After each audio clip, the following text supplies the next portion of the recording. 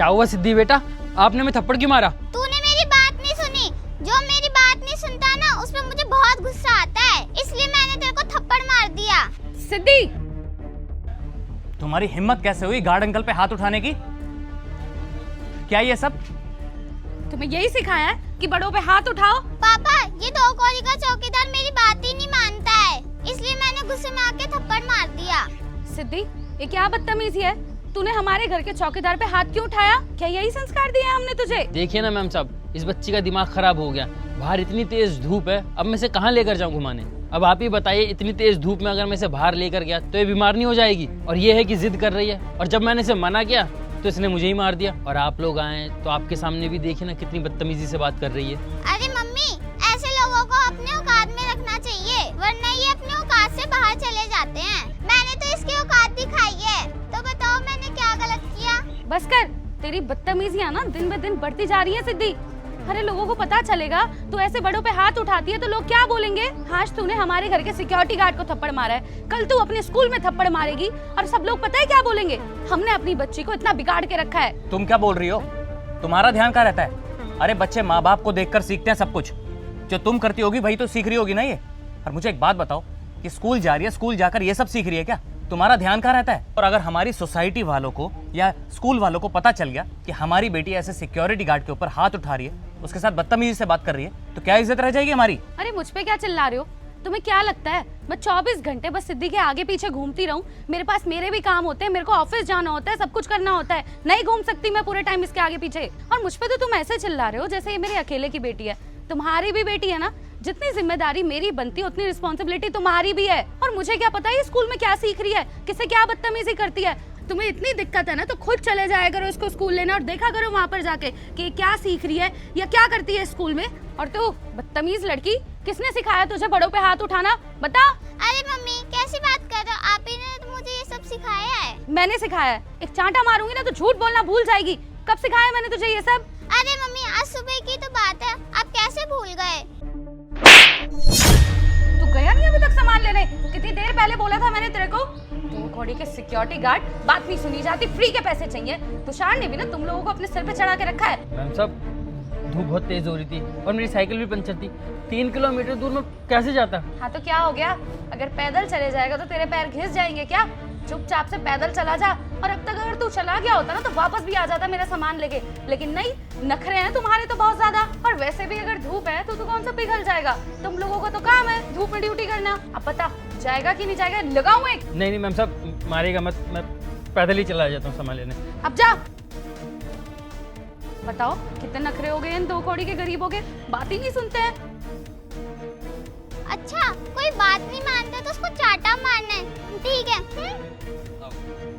देख सिद्धि, तूने बिल्कुल गलत समझा।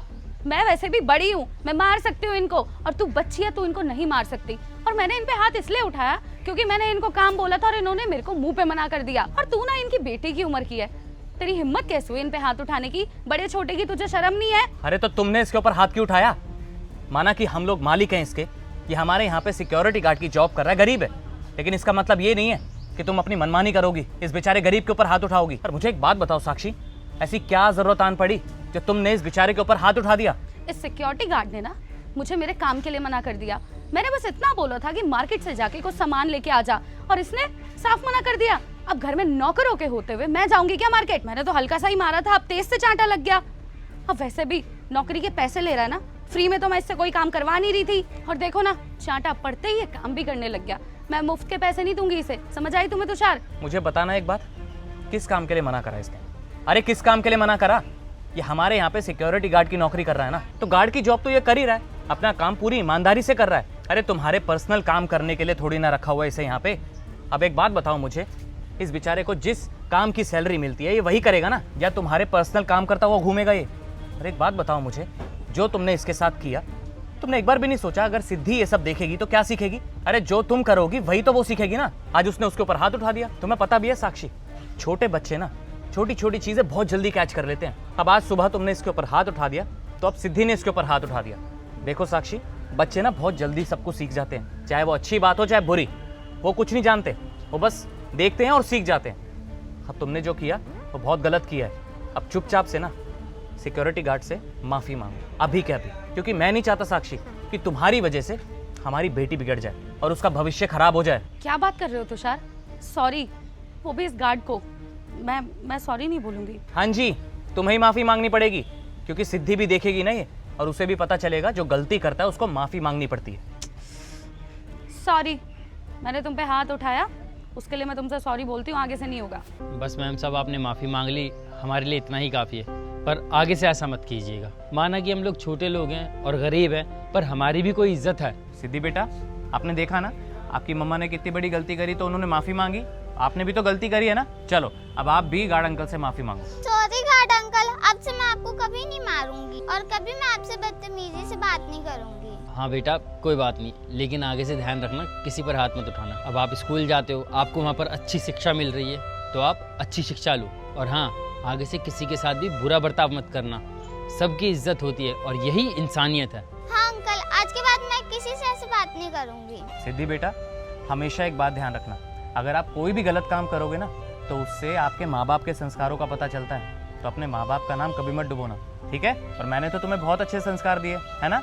अब चलो प्रॉमिस करो कि आज के बाद आप किसी के साथ ऐसी बदतमीजी से बात नहीं करोगे, ठीक है?